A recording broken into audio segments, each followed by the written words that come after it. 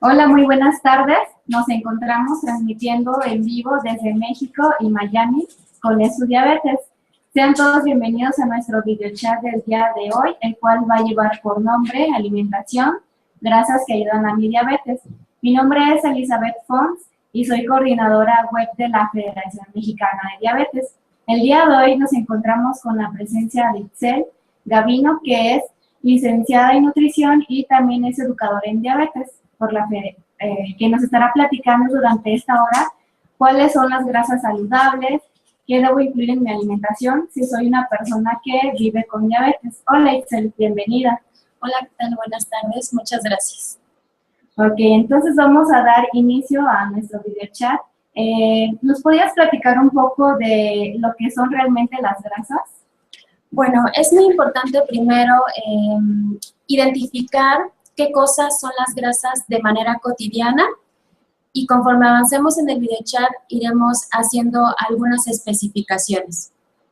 Por ejemplo, o inicialmente, las grasas son uno de los 3 nutrimentos más importantes o que más utiliza nuestro cuerpo y son llamados macronutrimentos. Para las personas que viven con diabetes y para las personas que trabajamos con ellos, podemos identificar generalmente y de manera muy fácil los carbohidratos o hidratos de carbono.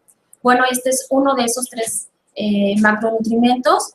Tenemos las proteínas que sirven de estructura y además tenemos las grasas. Entonces, las grasas es uno de estos 3 macronutrimentos primero. Sí, porque luego más que nada en cuanto al tema de diabetes tendemos a darle mayor importancia a los hidratos de carbono y en cierto momento como que dejamos de un lado lo que son las grasas y en qué nos pueden ayudar o de la otra manera en qué nos podrían perjudicar, ¿no? Así es, generalmente cuando tenemos diabetes o trabajamos incluso con personas con diabetes, como que nos enfocamos más a los carbohidratos y en ellos los azúcares, y como que las grasas una de dos, o las satanizamos, así son de lo peor, me hacen daño, me voy a morir, ¿no? Si me las como. Y el otro asunto es que no las tomamos en cuenta, como que no les tomamos mucha atención y sin embargo cumplen un papel fundamental tanto en el organismo humano como en el desarrollo y metabolismo de este. Ok, Itzel. ¿Y como en qué funciones o en qué nos puede ayudar, en qué nos pueden ayudar las grasas en nuestro cuerpo? Muy bien, las grasas cumplen una función esencial en nuestro organismo. Les traje un dibujito para que lo vean. Bien, bueno, este es como el dibujo de cómo es una grasa dentro de nuestro cuerpo. No es necesario ni súper importante que nos lo grabemos, solamente es para visualizarlo, es como a nivel chiquitito, cómo son dentro de nosotros. Así es como la forma más sencilla, se agrupan y forman esto. Entonces, una de las cosas importantes, por ejemplo, esta cadenita que vemos aquí, que tiene varias como bolitas, es un colesterol, ¿no? Entonces, forman todas las cadenas y todas las paredes de las células, por ejemplo, todas estas, esto es grasa y todas estas bolitas azules también lo son, ¿ok? Bueno, eso para tener una idea de cómo son y además cumplen funciones muy importantes. Por ejemplo, yo les puse aquí esta ropa térmica para decir que nos ayudan o son aislantes térmicos. Es decir, por ejemplo, una persona que tiene obesidad o una abundante capa de lípidos o de grasa, pues va a ser como más resistente a la temperatura, ¿no? Coloquialmente diríamos que está pachoncito, ¿no? Entonces no sufre de frío prácticamente. Sí, luego pensamos que la grasa simplemente se nos llega a acumular en el cuerpo, pero luego no vemos el que la grasa también tiene otras funciones, como nos comentas, el formar parte de los tejidos, ¿no? Incluso. Así es, incluso nuestro cerebro está conformado por todo esto, ¿no? No solamente es la grasa que vemos en nuestra lonjita, también está en nuestro cerebro y en todas las células de nuestro cuerpo. Otra función esencial de las grasas es cumplir o fungir como amortiguadores. Yo les puse aquí el de un auto, ¿verdad? Pero en realidad lo que hacen las grasas es formar un recubrimiento a cada órgano, por ejemplo, y le permite protección o le brinda protección. Es decir, por ejemplo, si yo me caigo, mi hígado, mi riñón, está protegido por una capa delgadita de grasa que lo protege, es decir, amortigua, por ejemplo, algún golpe o alguna de esas situaciones, ¿no? Ok, y como nos comentas, ¿no? Que existen diferentes tipos de grasas, nos comentabas ahorita el colesterol, a lo largo del videochat vamos a ir clasificando y vamos a ir sabiendo qué tipos de grasas existen, en qué nos benefician y en qué alimentos también los podemos encontrar. Así es, aunque las grasas son esenciales para nuestro organismo y como vemos cumplen diferentes funciones, pues diríamos que siempre hay un malo en la película, es decir, no todas son buenas ni todas son malas. Hay una clasificación, que eso es lo que vamos a ver en esta ocasión y generalmente como que nos genera duda, porque si hemos escuchado, por ejemplo, del colesterol y que si se me sube el colesterol, entonces eso es grave, ¿no? Pero también he escuchado mucho sobre los omegas, pero no entiendo muy bien qué son los omegas, entonces todo eso lo vamos a ir abordando paulatinamente durante el chat. Primero vamos a ver que las grasas se van a dividir en dos grandes grupos. Ahorita lo que vamos a hablar es de la grasa al exterior. Lo primero que mencionamos es qué hace la grasa dentro de mi cuerpo o en mi cuerpo. Esta clasificación que voy a dar, esencialmente la vamos a utilizar para referirnos a los alimentos, aunque dentro de nuestro cuerpo desempeñan funciones similares. Bien, primero vamos a tener las grasas saturadas. Vamos a primero visualizar que las grasas son cadenas pues químicas, están conformadas por elementos igual que todo lo demás. Entonces, están conformadas por esto y lo que ocurre es que las grasas saturadas diríamos que están ocupadas. Cada elemento o cada parte de la cadena tiene, diríamos, como manitas, tiene 4 manitas. Entonces, cada elemento, que se llaman carbonos, tiene 4 manitas. Normalmente en esa cadena, en una grasa saturada, esas 4 manitas están ocupadas y por eso se llaman saturadas. Están muy ocupadas y no tienen como permiso o acceso, no le dan chance a otras sustancias adherirse hasta cierto punto. Bien, entonces, ¿qué va a pasar con las grasas saturadas? Principalmente son de origen animal, y además van a cumplir funciones importantes, por ejemplo, porque se van a encontrar en las carnes principalmente, pero también en mantequillas, margarinas, etcétera, ¿ok? Ahorita ampliamos un poco sobre las grasas saturadas. El otro gran grupo son las grasas insaturadas, es decir, son cadenas con los mismos, con las mismas partículas que serían carbonos, pero tienen una de sus manos o uno de sus bracitos desocupados y por eso se llaman insaturados. Es decir, uno de sus brazos está libre y puede ser utilizado para unirse a otros compuestos. Ok, entonces para que nos quede claro, son dos grandes grupos en los que se dividen, que son las grasas saturadas y las grasas insaturadas. Ya a partir de ahí, dentro de las saturadas hay otros tipos y dentro de las insaturadas vamos a tener las mono y las poli, que más adelante nos vas a estar comentando. Así es. Principalmente, bueno, como resumió Elizabeth, los dos grandes grupos son saturadas e insaturadas. Las saturadas se van a caracterizar por estar ocupadas y las insaturadas se van a caracterizar por tener al menos un bracito desocupado. Bien, ahora, ¿qué pasa con las grasas saturadas? Ya vamos a ampliar un poquito más sobre esto. Principalmente las grasas saturadas, bueno, son de origen animal, como ya mencioné anteriormente, y de sus derivados. Aquí es importante, en todos los alimentos, siempre, pero ahora que comentamos sobre las grasas, es no solo pensar en el alimento que yo estoy viendo, siempre debo pensar más allá, es decir, debo pensar cómo fue elaborado ese alimento. Por ejemplo, las grasas saturadas entonces son principalmente de origen animal, van a entrar pues las margarinas, mantequillas, crema, mayonesa, aderezos, todos van a pertenecer a este grupo de grasas saturadas. Que las podemos encontrar más que nada como una grasa más pura, ¿no? Porque como la mantequilla, pues proviene de la vaca, ¿no? Pero como comentas, algún alimento que se elabore con ese producto ahorita nos vas a seguir comentando, ¿verdad? Así es. Por ejemplo, algo que pasaría, entonces yo visualizo, por ejemplo, unas carnitas, ¿no? En México. Y diría, sí, pues las carnitas estoy viendo que tienen grasas, más el cuerito que así tiene espumita y todo, tanta grasa. Entonces, yo sí puedo visualizar que tiene grasa y que principalmente, pues, es saturada por ser de origen animal, ¿ok? Pero sí, ¿qué tal yo me estoy comiendo? Trajimos unos dibujitos, una concha, ¿no? Y yo pienso, no, pues la concha tiene azúcar, ¿no? Porque es lo que estoy viendo, que trae la pastita y tiene azúcar.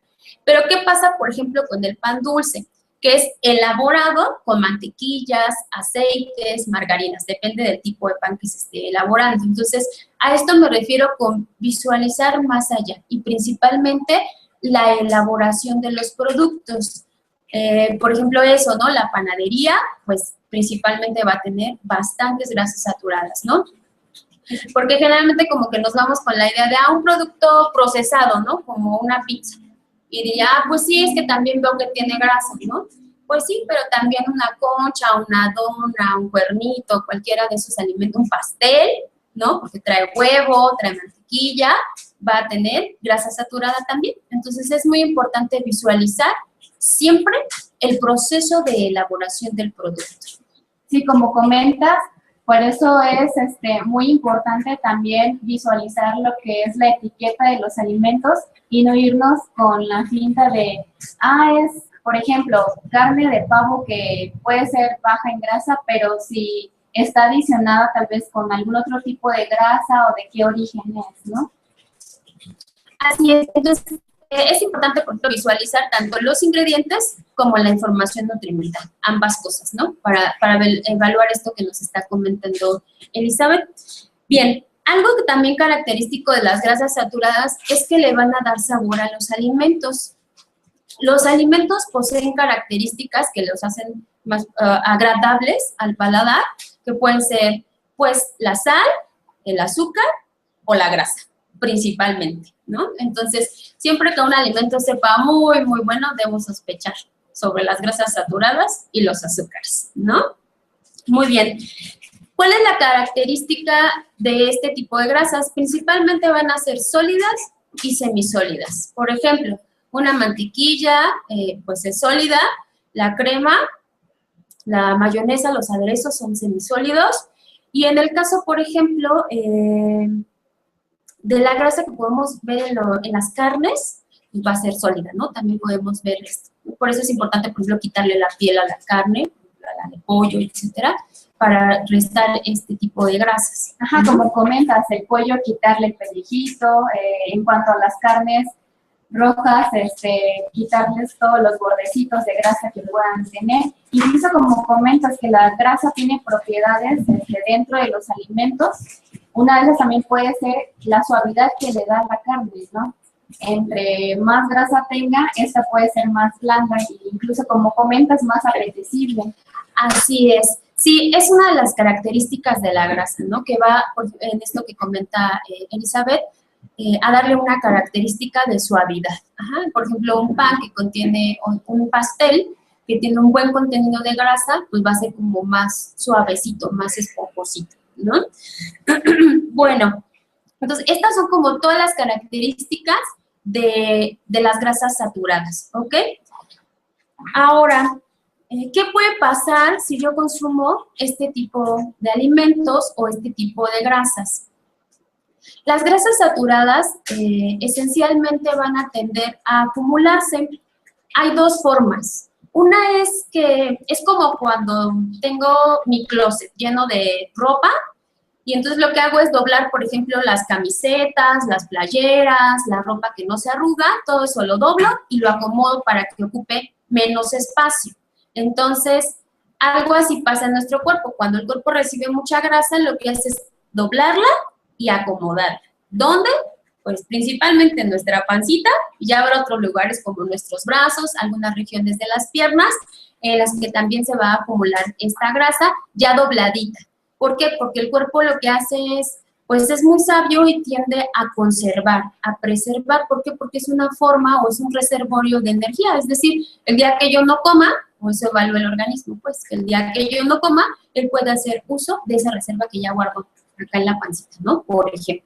Entonces comentas que la grasa también es como nuestra primer fuente de energía, ¿no? Cuando yo llego a no consumir alimentos.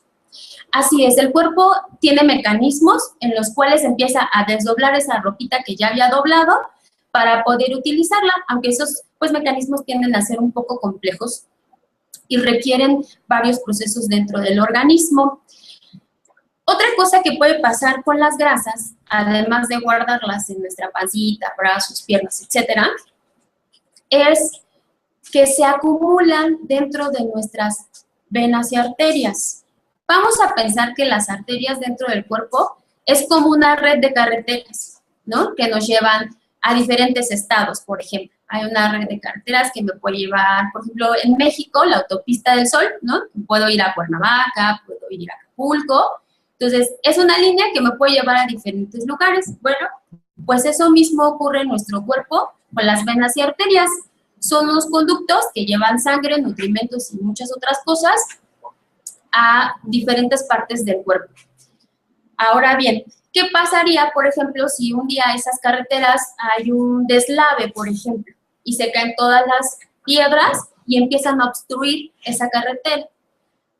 Si hay 2 carriles, obstruyó uno, pues está libre el otro, pero el tráfico va a ser mucho más lento. Van a avanzar más lento, porque primero los de un lado, luego los que van en el otro sentido. ¿Por qué? Porque un carril está obstruido.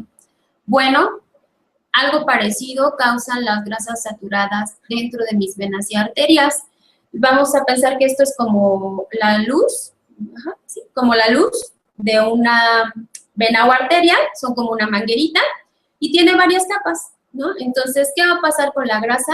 Que se va a empezar a acumular y va a empezar a formar como un montecito adentro de esta parte, y entonces el tránsito de la sangre va a ser como un poco más forzado, y si en algún momento esta grasa obstruye completamente el conducto o la vena o arteria, ya no va a fluir, ya no va a haber flujo sanguíneo, y lo que va a ocurrir es lo que llamamos pues un infarto, ¿no? Entonces, depende en dónde se ocupe o en dónde se encuentre esta ruta de carreteras que estamos platicando, pues va a ser el tipo de infarto, ¿no? Que puede ser pues, el corazón o el cerebral. Entonces, nos comentas que también los infartos se pueden dar por el consumo de grasas saturadas que se van a adherir a mi pared arterial, la van a taponar, y como no va a pasar la sangre, no va a nutrir a este tejido, ¿no? Así es. Principalmente eso, lo que puede pasar es que se acumulan ahí, obstruyen y no hay flujo sanguíneo, y entonces ese tejido se infarta, es decir, se queda sin flujo sanguíneo y sin mucha información y nutrimentos que requiere.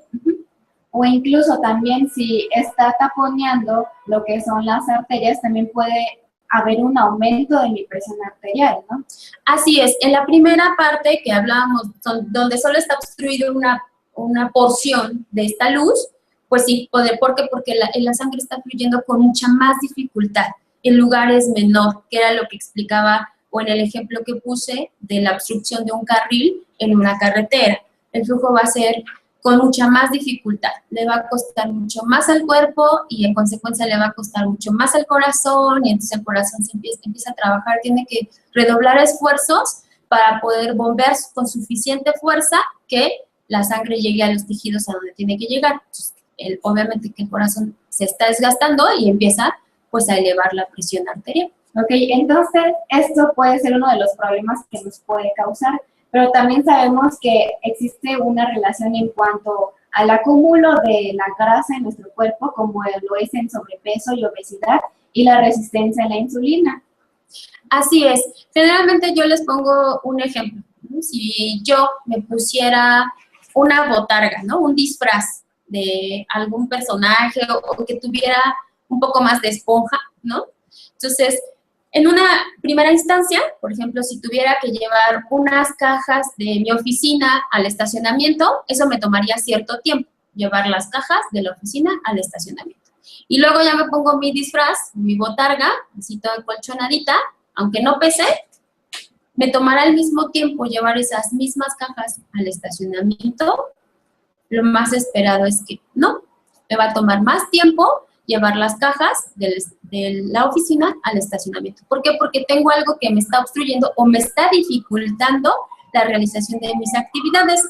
Algo así le pasa en la insulina, ¿no? Si ella se encuentra como que con más grasa de la que debería haber, esa capita que recubre los órganos es una capa gruesa invernal o una cosa así, la insulina tiene una gran dificultad para responder satisfactoriamente ante el estímulo, tanto de ingreso de glucosa como de otras cosas en el cuerpo. Es decir, si la insulina o en el cuerpo hay más grasa, esa insulina no se da abasto o no es suficiente para procesar los azúcares que me estoy comiendo, por ejemplo, ¿no? Entonces, sí tiene relación. Esto que mencioné respecto al taponamiento de las arterias, etcétera, ocurre en toda la población, pero una persona, o sea, que tiene altos, elevados niveles de grasas, pero una persona que tiene diabetes, por supuesto que aumenta el riesgo. Hay algunos estudios incluso, hicieron una evaluación. Entonces, por ejemplo, una persona que tiene un antecedente de infarto cerebral va a tener las condiciones de riesgo, es decir, como una situación similar a una persona que padece diabetes y no ha tenido infarto cerebral. Es decir, están en una condición en la que ambos pueden desarrollar o desencadenar un infarto nuevamente. ¿Por qué razón? Porque ya hay un deterioro del organismo. Entonces, esto es para población general, ¿no? Estar atento a cuántas grasas saturadas me estoy comiendo, que bla, bla, bla, que cuáles de estos alimentos prefiero, cuáles podría retirar, etcétera. Pero mucho más si tengo diabetes. ¿Por qué? Porque me encuentro en una condición que finalmente, ante esta situación, me hace más vulnerable. Hay por ello que también el tener diabetes y sobre todo si también tenemos sobrepeso, obesidad, podemos aumentar el riesgo de tener infartos, ¿no? Así es. Entonces, también es importante estar verificando qué nivel de colesterol y qué nivel de triglicéridos tengo en sangre, que son las grasas, estas mismas grasas que platicamos, que hacen estas cosas, qué nivel de estos dos tengo en sangre. Entonces, siempre que vaya con el médico, con la persona que me está atendiendo, sí es importante que yo verifique, pues, que me estén checando mis niveles de colesterol y triglicéridos. Si están altos, pues requiero recibir tratamiento. Ajá.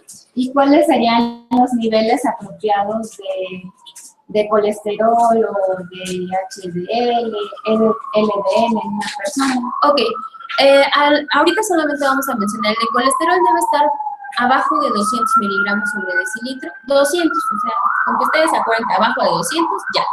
Y los triglicéridos deben estar abajo de 150. Ahora que vemos un poquito más sobre las grasas que sí se recomiendan, que sí me ayudan, vamos a hablar un poco más sobre las HDLs y las LDLs. Ok. ¿Dónde vamos a encontrar estos alimentos? Bueno, este tipo de grasas ya lo mencionamos, principalmente pues en productos industrializados. Siempre hay que pensar en qué proceso ha llevado ese alimento que estoy consumiendo. Por ejemplo, pues una dona sí le puedo ver la grasa, ¿no? Ahora, alguien me dirá, pues que yo sí como pizza, pero de verdura. No importa, también tiene grasa saturada, ¿no? Es parte del proceso de elaboración, porque a veces lo satanizamos, pues solo las papas fritas, ¿no? Alimentos que yo veo que llevan un proceso de fritura, entonces, a eso sí tienen, no, también hay otros alimentos, o sea, siempre hay que pensar cómo fueron elaborados. Los básicos son los que ya mencioné, ¿no? Mantecas, mantequillas, crema, aderezos, mayonesa, y los productos de origen animal, pues es innegable que posean grasa saturada.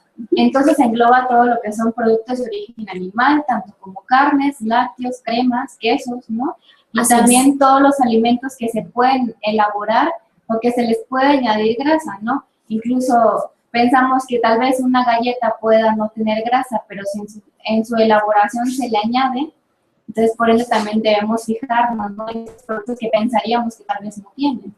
Así es. Aquí, por ejemplo, en el caso de las galletas, especialmente las tipo sándwich, aunque la mayoría en su proceso de elaboración llevan este tipo de productos, serían, por ejemplo, las grasas trans. ¿Qué es una grasa trans?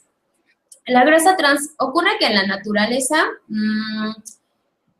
todos los productos y todos los elementos tienen una forma específica.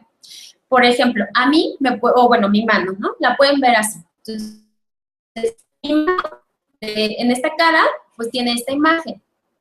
Y esa es Quizá la primera imagen que yo tendría de una mano es, o una grasa de forma natural se vería así. Y una grasa trans lo que le hacen es, a partir de un proceso químico, la giran y ahora podemos ver esta cara. Eso se llama pues grasa trans porque le dieron la vuelta, o es lo mismo que grasas parcialmente hidrogenadas. ¿Por qué razón? Si nosotros vemos en la etiqueta de unas galletitas tipo sándwich, sí vamos a ver, por ejemplo, ese ingrediente. Grasa vegetal parcialmente hidrogenada. ¿Qué significa? Que la forma o la figura de una grasa así no le será útil, porque no sabe tan bueno. Y porque además es líquida. Entonces lo que hacen es girarla y la hacen trans. Ahora, esto se ha vuelto como muy popular. Hay muchos productos que ya traen la leyenda libre de grasas trans, ¿no?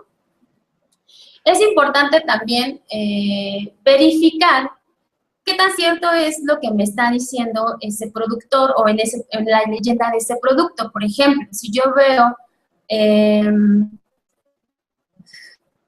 un aceite que es completamente de origen vegetal y que dice libre de grasas trans o libre de colesterol, pues eso no concuerdo, porque los productos vegetales pues no tienen colesterol, ¿no? No es parte de su naturaleza.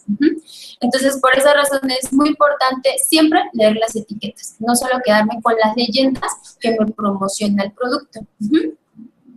Bien, las grasas trans pues también van a ser grasas que perjudican mi salud.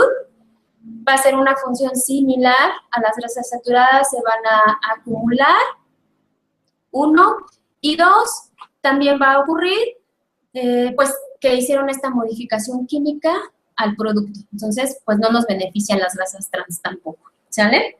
Y pues las fuentes son lo mismo, principalmente productos industrializados y todo lo que diga dentro de los ingredientes grasa parcialmente hidrogenada. Ok, Excel, mira, aquí nos están comentando que sí, un aumento en el consumo de grasas, como en lo que es la dieta paleo, que viene siendo una dieta cetogénica, puede aumentar el consumo de estas grasas. ¿Que está permitido y es adecuado? Ajá, nos comentan más que nada que el consumir una dieta paleo, que es como una dieta cetogénica, donde se incluyen alimentos más que nada de origen animal, porque se trata de incluir más lo que son grasas y proteínas y evitar los carbohidratos, que si con ese tipo de dieta se aumentan lo que es el consumo de grasas y como tú nos comentas, todas estas repercusiones que puede tener en nuestro organismo. Así es. Por ejemplo, también esta dieta cetogénica paleo o Atkins, que también es llamada de esa forma, pues sí, son riesgosas, nunca se deben practicar como porque, ay, es que mi vecinita, mi comadrita bajó 20 kilos en un mes, o a veces nos cuentan maravillas de estas cosas, y entonces, ¿y qué crees que me puedo comer? Pues mi chicharrón, y bastantes carnitas, sin el problema, con que no coma tortilla ni frutas, ya, ¿no? Perfecto. Pues no, esto lo que va a ocurrir que como hay mucha grasa en el cuerpo es, además de lo que ya mencioné, por supuesto que se van a acumular, por supuesto que van a tender a pegarse a las arterias. Además de todo esto, el cuerpo se encuentra como bloqueado. ¿Por qué? Porque no hay azúcares.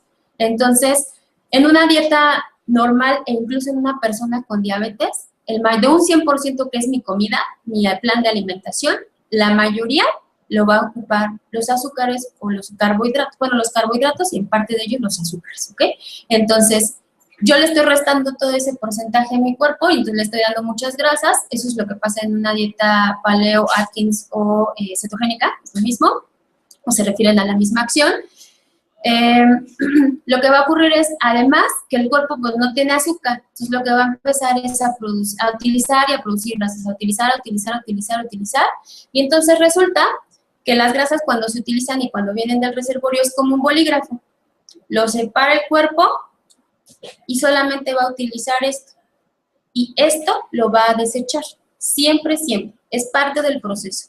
Esto se llaman cetonas. Entonces, si el cuerpo está utilizando muchas grasas, va a producir muchas cetonas. ¿Qué van a hacer las cetonas? Diríamos que acidificar mi sangre. Entonces, en una persona con diabetes eso sería cetoacidosis diabética, que en este caso estaría relacionada con la dieta, ¿no?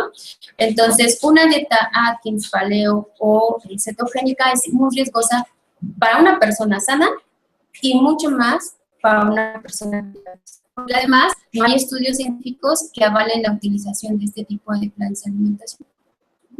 Okay, entonces es ahí donde entramos en tema de, por lo tanto, qué porcentaje de nuestra dieta diaria debe cubrir las grasas. Más o menos se calcula, depende de cada persona y de su situación. Es decir, no es lo mismo un niño con diabetes que un adulto con diabetes o una persona sana que practica deporte. Ajá, entonces, depende de cada persona, pero más o menos va del 20, es el mínimo, hasta el 35%. Ahora, de ahí sí hay que verificarlo, porque la gran mayoría, o debe haber un mayor porcentaje de grasas buena onda o buenas, que serían las insaturadas. Ajá. Las mala onda son las saturadas. Entonces, lo máximo es 7%. Ajá. Entonces, sí es importante. Ahora, ¿cómo sé? Pues es que eso del porcentaje ya me confundieron. Bueno, lo importante es acudir con alguien que me pueda diseñar un plan de alimentación con estos porcentajes, ¿no? Ya este profesional de la salud. Entonces, vas a diseñarme porcentajes pequeños. Ok, y nos comentas todo esto sobre qué tipo de grasas son las no recomendables o que hay que evitar o disminuir su consumo. Ahora platícanos un poco más acerca de las grasas saludables, las buenas, las de que debemos incluir más en nuestra alimentación. Así es. Bueno, ya vamos a dejar las mala onda atrás. Ahora vamos a hablar de las grasas buena onda. Esas son las grasas insaturadas que ya platicamos hace un momento, que tienen un enlace o un bracito desocupado. Y resulta que principalmente, bueno, estas son principalmente de origen vegetal, aunque tenemos una especial en el caso del pescado, que ahorita vamos a hablar un poco más de él, ¿no?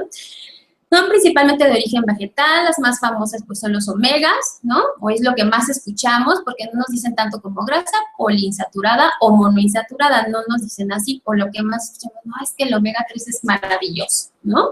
Entonces sí escuchamos ese tipo de cosas. Bueno, estos omegas 3, 6 y 9 son los más frecuentes. Son justamente grasas poli y monoinsaturadas. ¿Cuál va a ser la mono? Pues la omega 9. Esta grasa es considerada no esencial, es decir, el cuerpo es capaz de producirla, entonces no es esencial el omega 9, aunque esté como, sí es positivo, ahorita vamos a hablar un poquito más de sus beneficios, sí trae beneficios a mi organismo, pero mi organismo la produce, entonces no es como súper esencial que la consuma. Sí, porque muchas veces también vemos en la publicidad, ¿no? De compra este producto porque contiene omega 9, pero aquí estamos aprendiendo que es un tipo de grasa que podemos encontrar fácilmente en otros alimentos. Así es, eso es uno, como ya comentas, Elizabeth, y además que nuestro cuerpo lo produce. Entonces, a veces es necesario, en algunos casos, adicionarlo, pero en la generalidad, nuestro cuerpo lo produce y se da abasto con el omega 9. Ajá. A diferencia del omega 3 y 6, ambos omegas no los produce nuestro organismo y entonces son llamados esenciales. Significa que los tengo que comer para que mi cuerpo los tenga.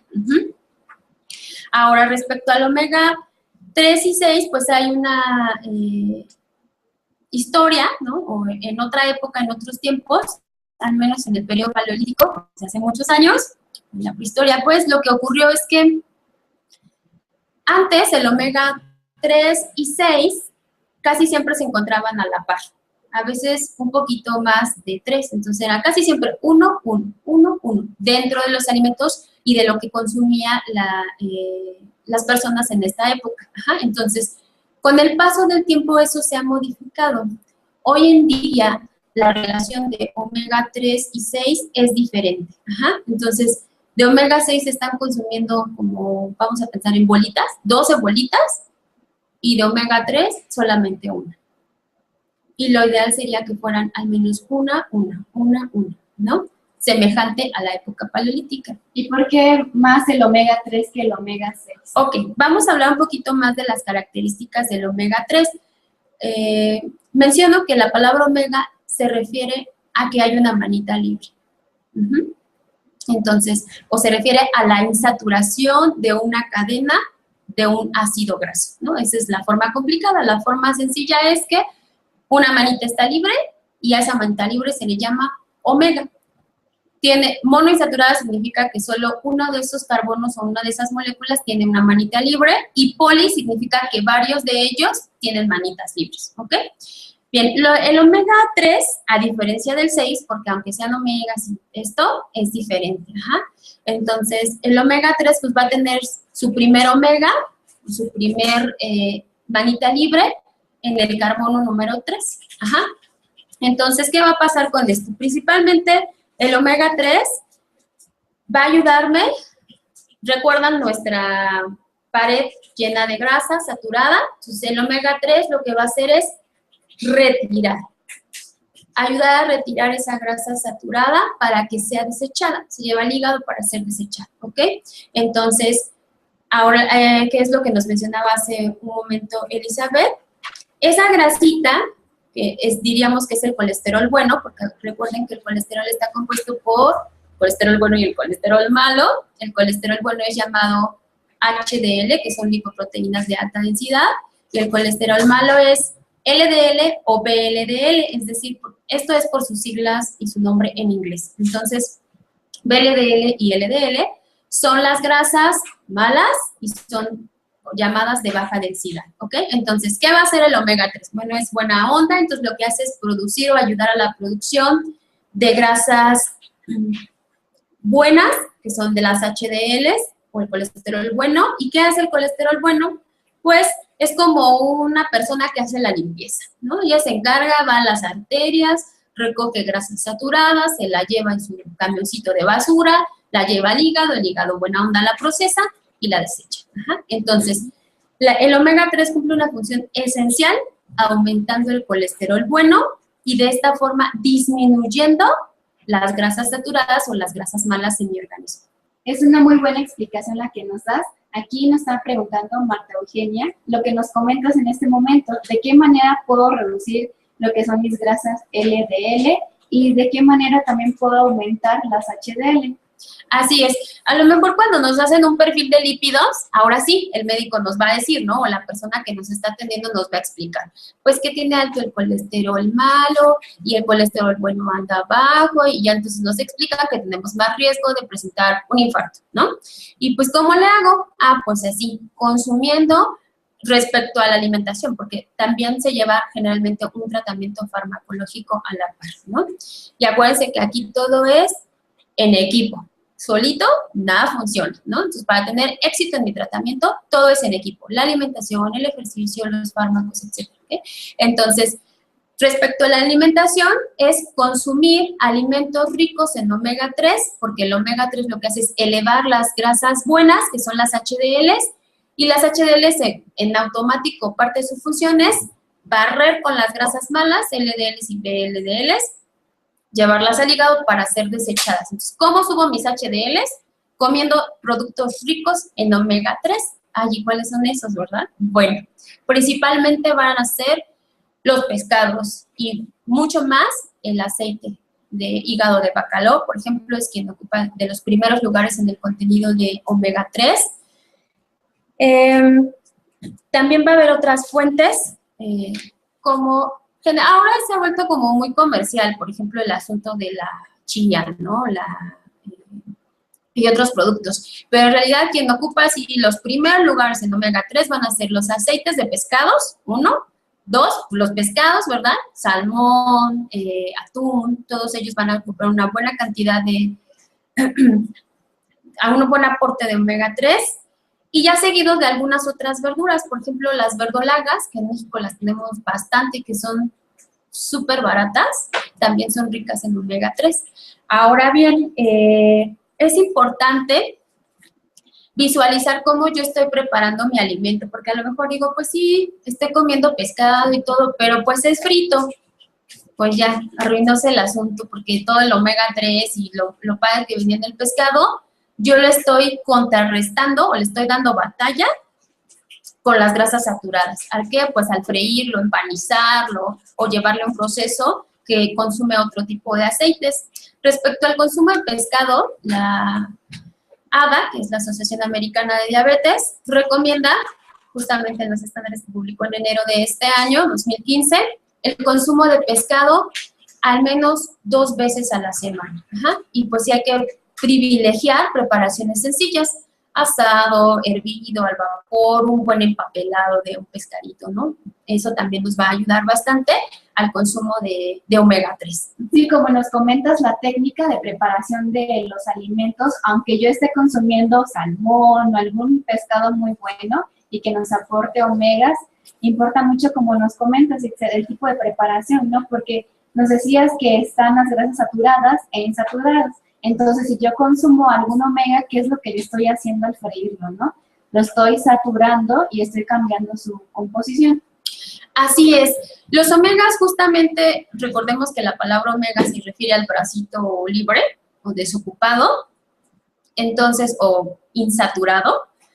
Entonces, lo que ocurre es que son súper delicados. O sea, sí son bien buena onda, pero son poquito fresas. Son sensibles al calor, son sensibles a la luz y son sensibles al oxígeno. Es decir, si están mucho en contacto con el aire, lo tengo al lado de mi estufa, etcétera, etcétera, pues ese aceite cambia. Y entonces, en lugar de tener un bracito desocupado, se ocupa. Es decir, se satura, se vuelve saturado. Entonces, me hace daño. Este es, por ejemplo, el caso del aceite de olivo, que es, generalmente decimos, es que yo cocino muy saludablemente, ¿no? Me han tocado varios pacientes que me dicen, es que yo cocino muy saludablemente. Pero explíqueme, ¿a qué se refiere ella? Me dice, no, pues es que yo solo cocino con aceite de olivo. No. ¿Por qué? Porque el aceite de olivo es un omega 9, es decir, tiene un bracito desocupado, pero al calentarlo se daña. Ahora, en este asunto de los aceites, un aceite, entre más virgen o entre más puro sea, más sensible es a estas 3 cosas que mencioné: el calor, la luz y el oxígeno. Entonces, si está en contacto con estos elementos, se va a dañar, se va a saturar. Justo antes de terminar el video chat, vamos a hablar un poco más sobre los aceites, qué cuidados hay que tenerles y por qué razón. Entonces, bien, en este sentido, los aceites sí hay que ser como muy cuidadosos en qué atención o qué lugar le destino, por ejemplo, en mi cocina. Lo que ya mencionamos ahorita con Elizabeth, el asunto de la preparación es esencial. Yo puedo tener un alimento excelente, pero si lo frío, lo empanizo, lo bla, bla, pues no, al contrario, me va a hacer daño, ¿no? Y en este asunto, los aceites, ya que estamos en ellos, generalmente tenemos los aceites, son de origen vegetal, bueno, va a haber de origen, pues, de girasol, de maíz, de olivo, etcétera, ¿ok? Y entonces mucha gente sí nos pregunta, ¿no? Y bueno, ¿y cuál es el mejor aceite para cocinar? O esto, ¿no? Es que yo uso aceite de olivo, no. ¿Por qué? Porque la dieta mediterránea, ¿no? También me dicen, es que la dieta mediterránea, el aceite de olivo, ajá, es verdad, del aceite de olivo, muy bueno, la dieta mediterránea, comprobada su efectividad, pero ellos no lo cocinan, ¿no?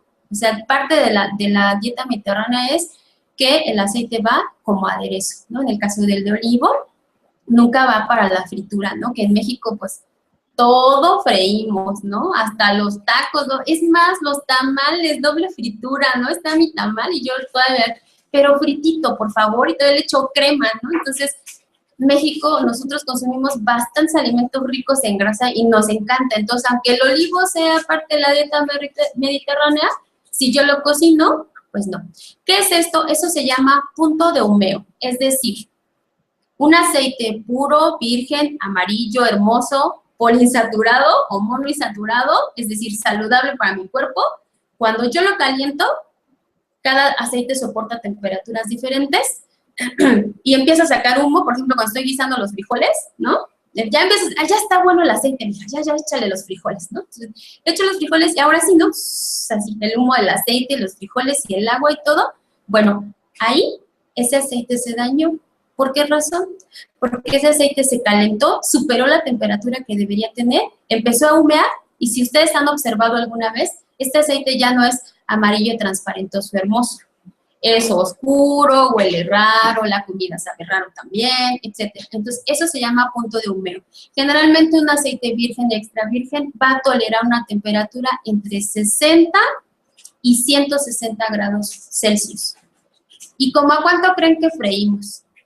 Freímos un producto, por ejemplo, los frijoles, un tamal, cualquier cosa, un taco, ¿no? Si lo voy a freír, entre 180 y 200 grados Celsius. Entonces, imagínense, si yo mi aceite de olivo super virgen, que me costó, no sé, carísimo, 50 pesos el litro, ¿no?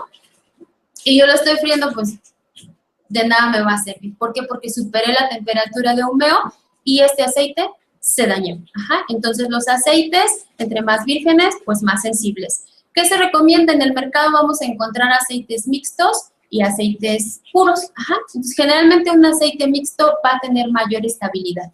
¿Por qué razón? Porque lo que hacen es que, es un ejemplo, vamos a pensar que es aceite de maíz con aceite de canola, por ejemplo, ¿no? Entonces, la debilidad del aceite de maíz se ve combinada con las fortalezas del otro aceite y viceversa. Entonces, ¿qué hace eso? El aceite mucho más resistente y se eleva la temperatura de humeo más o menos a los 217 más o menos, entre 217 y hasta 250 grados Celsius. Entonces, este aceite va a soportar mucho más, por ejemplo, en el caso de la fritura, la temperatura antes de humear.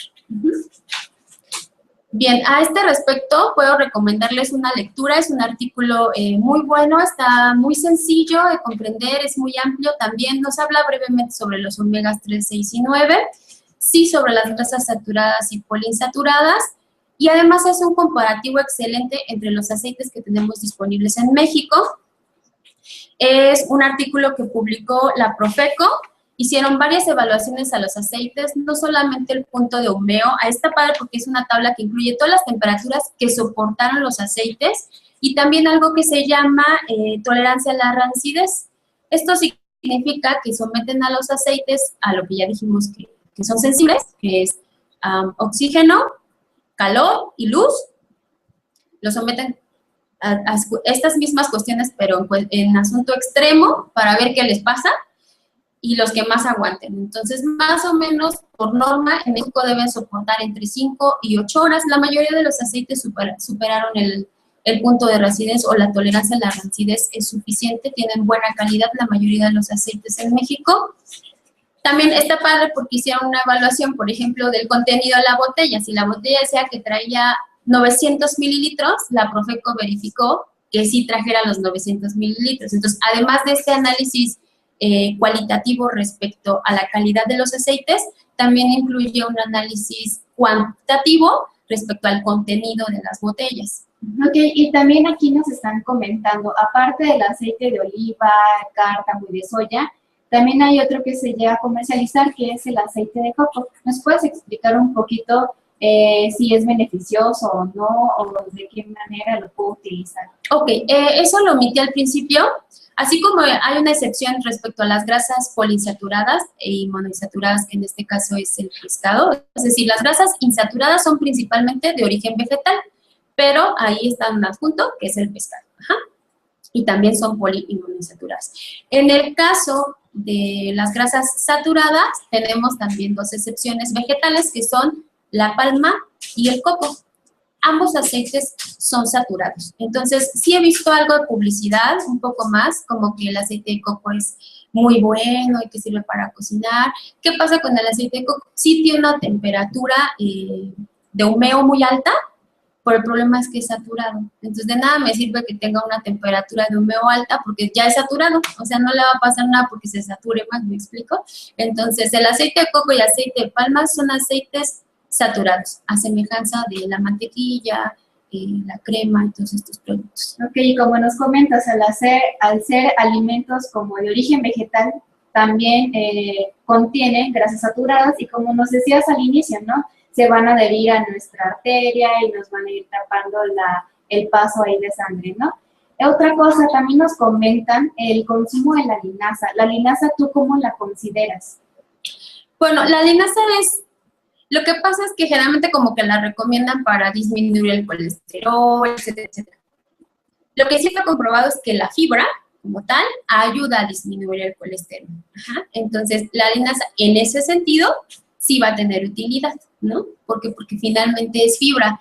Pero recordemos que ningún alimento ni es mágico, ni me va a curar de mis enfermedades, ni me va a solucionar como que toda la vida. Por ejemplo, ahorita que hablamos del omega 3, sí es muy bueno el omega 3, pero tampoco significa que me va a curar, por ejemplo, todas mis enfermedades. Aprovecho para hacer un comentario respecto a diabetes. En el caso de omega 3, sí se utiliza, sí está comprobado, sí está probado para disminuir triglicéridos y aumentar HDLs, que es el colesterol bueno. Sin embargo, hasta la fecha no hay un sustento científico para utilizarlo en el control de la glucemia o del azúcar en sangre. Ajá, eso sí no está probado. Siempre que utilicemos más bien que se nos indique utilizar un complemento de omega 3 y de estos aceites, siempre hay que preferir que el omega 3 ya sea que esté solo o la relación con el omega 6 sea casi a la par. Nunca mucho más omega 6 que omega 3. Sí, porque nos comentas, si hay una mayor proporción del omega 6, va a competir con el omega 3 para poder ser utilizado, ¿no? Así es como el jueguito de las sillas, ¿no? Entonces, alguien se tiene que quedar sin silla a fuerza. Y generalmente, por ejemplo, en una competencia así, pues no sabemos qué pueda pasar. Lo ideal es que debe haber omega 3 suficiente y adecuado para el desarrollo, porque incluso, o sea, desde la gestación es muy importante el omega 3, por ejemplo. Y entonces, ¿qué recomendaciones así muy puntuales nos harías para poder almacenar nuestros aceites? Ok, bueno, entonces ya dijimos que los enemigos del aceite son la luz, el calor y la temperatura. Y el oxígeno. Entonces, no debe estar en la ventana con todo el rayo del sol, o junto a mi estufa, ahí calentándose cada vez que caliento alguna comida, tampoco. Debe estar en un lugar fresco, con la luz tenue o con un poco de sombra, principalmente eso. Si ya lo utilicé, tengo que taparlo otra vez para que no esté como que el aire ahí todo el tiempo. Principalmente eso. Ahora, además, por ejemplo, respecto a la fritura, porque pues les digo que es parte de nuestra tradición mexicana, no lo podemos cambiar drásticamente, hay cosas que considerar. Recomendaciones para la fritura son que el alimento esté seco, porque un alimento húmedo va a absorber más grasa en el proceso de cocción. ¿Okay? Segundo, es que sea un recipiente profundo. ¿Para qué? Para que el alimento esté menos tiempo y el aceite tampoco se dañe. Tercero, es a una temperatura media. ¿Cuánto es media? Pues eso, más o menos entre 180 y 200. Pero ¿cómo le atino si ya tengo ahí mi aceite? ¿Cómo sé que un aceite está listo para freír, pero no ha llegado al punto de humeo? Es porque yo le puedo poner, por ejemplo, un pedacito de pan o del alimento que voy a freír y debe hacer burbujitas. Entonces, si ya hace burbujita, ese aceite está listo para freír. No tengo que esperar a que humee.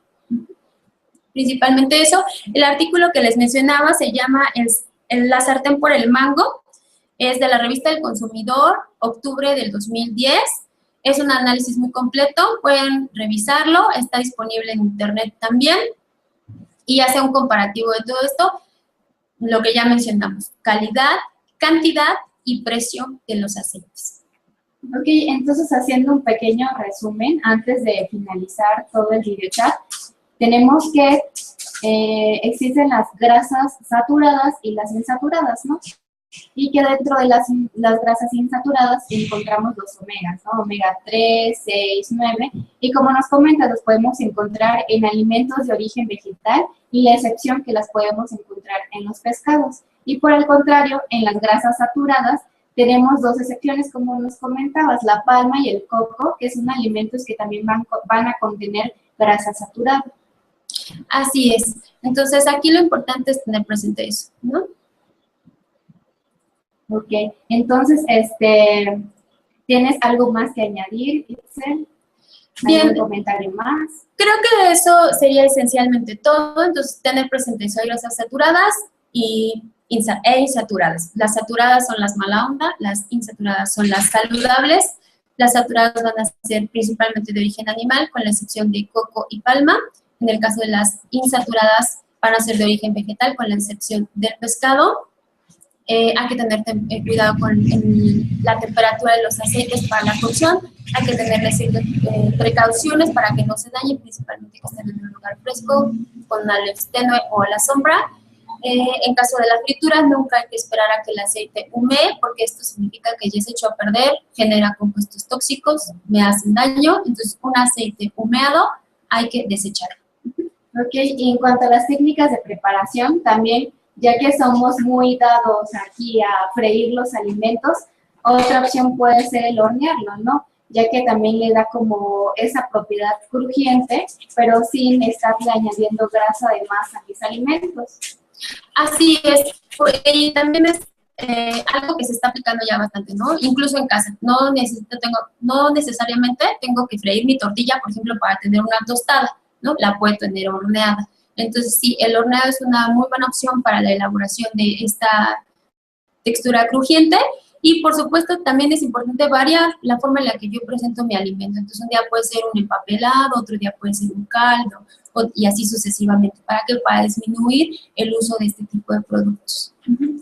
Ok, y también como nos comentabas que sí es bueno consumir omegas y que los podemos encontrar en aceites vegetales, ¿tú qué nos opinas acerca de los aderezos? ¿Qué tan bueno es consumirlos o en qué cantidades podría consumirlos? Ok, los aderezos, bueno, ya comentamos, son de origen, van a ser una grasa saturada. Idealmente no deberíamos consumirlos, pero ¿qué podemos hacer? Bueno, pues el aceite de oliva ya mencionamos que es un tipo de aderezo, entonces se puede consumir este como aderezo. Hay muchas formas de prepararlo, por ejemplo, se puede poner el aceite de oliva con un poquito de orégano, se deja un buen tiempo y queda un aderezo también muy rico. Hay otros aderezos que también se pueden hacer de forma casera, vegetales, por ejemplo, un poquito de naranja, jugo de naranja con un poquito de chile. Eso también le da una variedad, por ejemplo, a una ensalada, a otros productos. Entonces, no necesariamente tengo que consumir estos aderezos como, pues, mini islas César, que en su elaboración, pues, llevan grasas saturadas. Ahora, que es que son los amos, son lo máximo, tengo que consumir algo.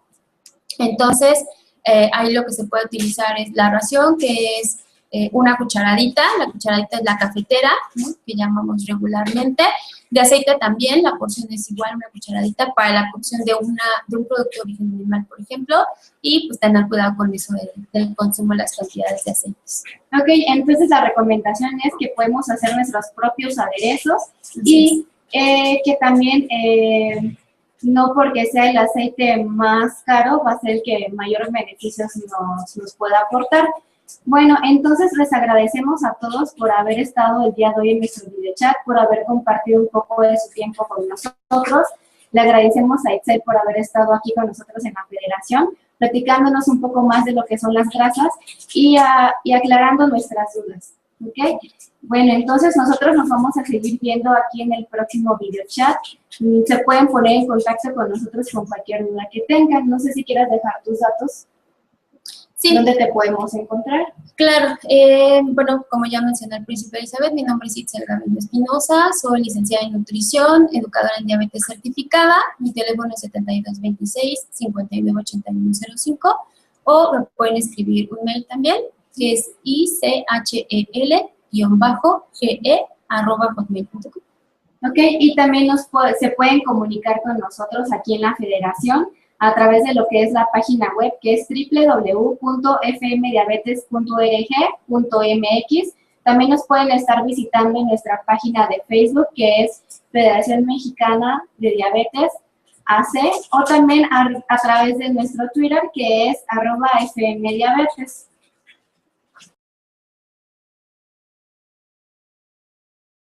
Sí, porque luego más que nada en cuanto al tema de diabetes tendemos a darle mayor importancia a los hidratos de carbono y en cierto momento como que dejamos de un lado lo que son las grasas y en qué nos pueden ayudar o de la otra manera en qué nos podrían perjudicar, ¿no? Así es, generalmente cuando tenemos diabetes o trabajamos incluso con personas con diabetes, como que nos enfocamos más a los carbohidratos y en ellos los azúcares.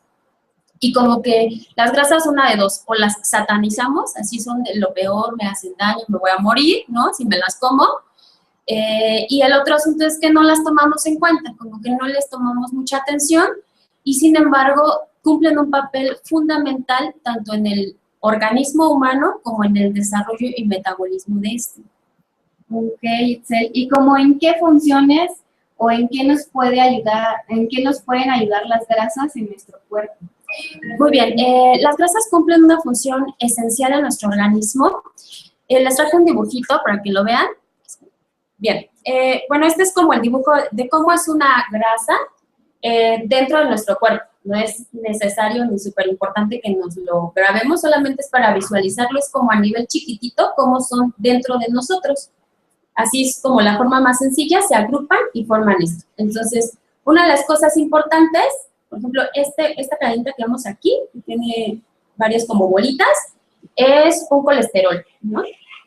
Entonces, forman todas las cadenas y todas las paredes de las células, por ejemplo, todas estas, esto es grasa y todas estas bolitas azules también lo son, ¿ok?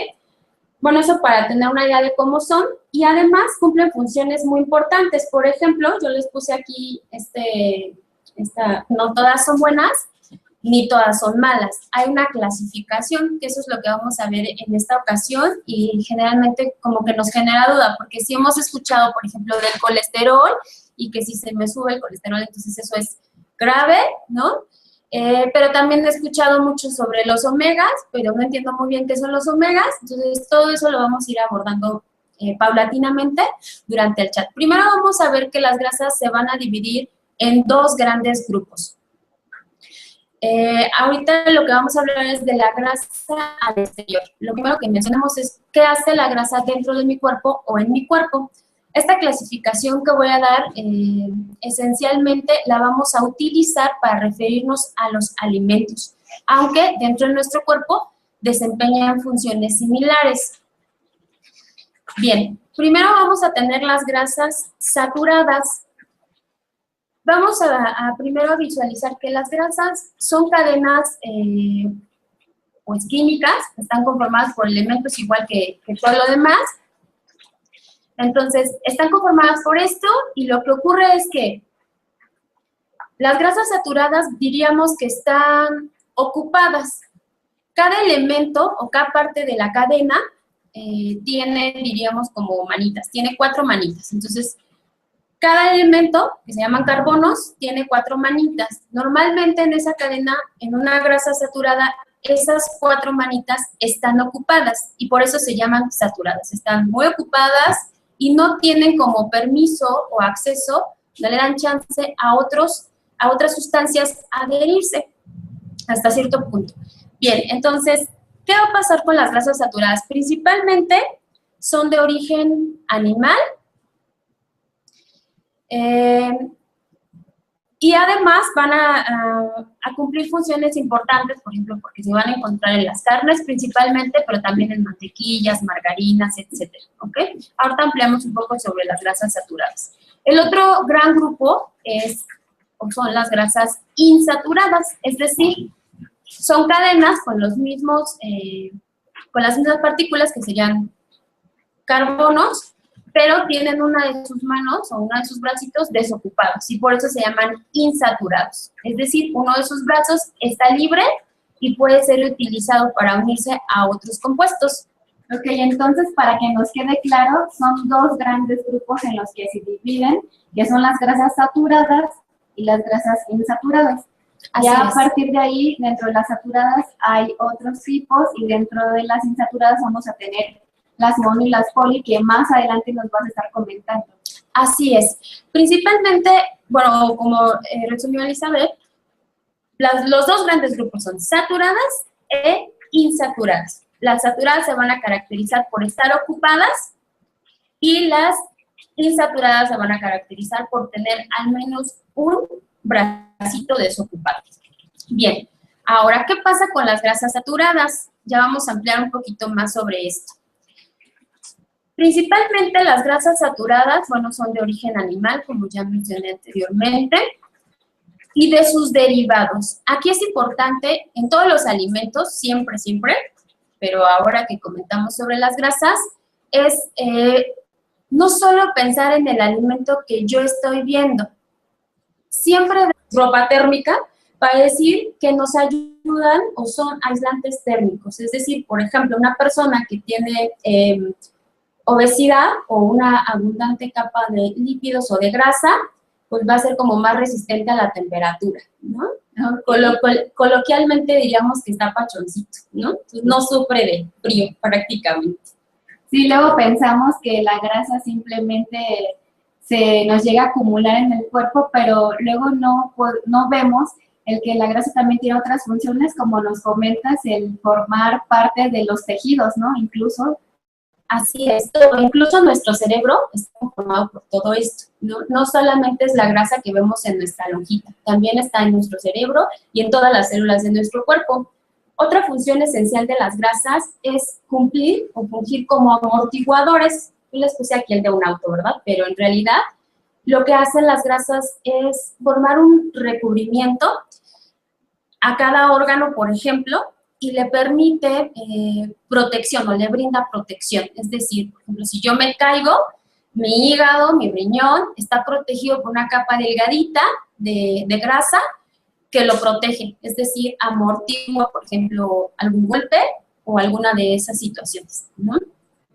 Ok, y como nos comentas, ¿no? Que existen diferentes tipos de grasas, nos comentabas ahorita el colesterol, a lo largo del videochat vamos a ir clasificando y vamos a ir sabiendo qué tipos de grasas existen, en qué nos benefician y en qué alimentos también los podemos encontrar.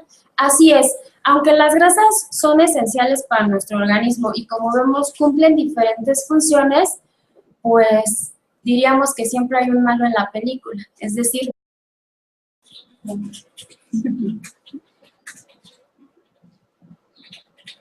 hola, muy buenas tardes. Nos encontramos transmitiendo en vivo desde México y Miami con Esu Diabetes. Sean todos bienvenidos a nuestro videochat del día de hoy, el cual va a llevar por nombre Alimentación, grasas que ayudan a mi diabetes. Mi nombre es Elizabeth Fons y soy coordinadora web de la Federación Mexicana de Diabetes. El día de hoy nos encontramos con la presencia de Itzel Gavino, que es licenciada en nutrición y también es educadora en diabetes por la FEDE, que nos estará platicando durante esta hora cuáles son las grasas saludables, qué debo incluir en mi alimentación si soy una persona que vive con diabetes. Hola Itzel, bienvenida. Hola, ¿qué tal? Buenas tardes, muchas gracias. Ok, entonces vamos a dar inicio a nuestro videochat. ¿Nos podrías platicar un poco de lo que son realmente las grasas? Bueno, es muy importante primero identificar qué cosas son las grasas de manera cotidiana y conforme avancemos en el videochat iremos haciendo algunas especificaciones. Por ejemplo, o inicialmente, las grasas son uno de los 3 nutrimentos más importantes o que más utiliza nuestro cuerpo y son llamados macronutrimentos. Para las personas que viven con diabetes, y para las personas que trabajamos con ellos, podemos identificar generalmente y de manera muy fácil los carbohidratos o hidratos de carbono. Bueno, este es uno de esos 3 macronutrimentos. Tenemos las proteínas que sirven de estructura y además tenemos las grasas. Entonces, las grasas es uno de estos 3 macronutrimentos primero.